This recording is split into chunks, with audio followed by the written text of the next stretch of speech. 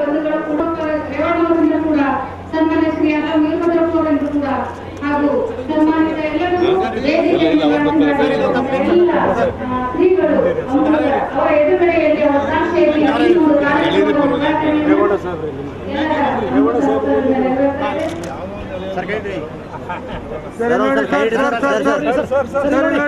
one minute sir ಒಂದು photo sir ಇಲ್ಲಿ ನೋಡಿ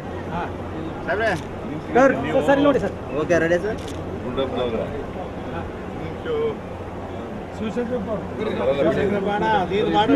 ಮುತ್ತಿನ ಹಾರದಂತಿರಬೇಕು,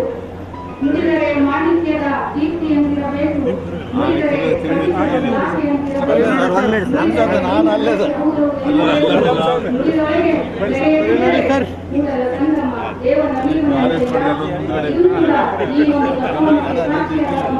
ಬಸವಣ್ಣನವರ ಒಂದು ಕಲ್ಯಾಣ ನಾಡಿನ ಬಸವಣ್ಣನವರು ಹಾಕಿ ಕೊಟ್ಟ ದಾರಿಯ ಮೇಲೆ ಇವತ್ತು ಈ ತಪವನದ ಎಲ್ಲ ಜಾತಿ ಭೇದಗಳನ್ನು ಮರೆತು ನನಗೆ ಹುಟ್ಟಿದಕ್ಕಾಗಿ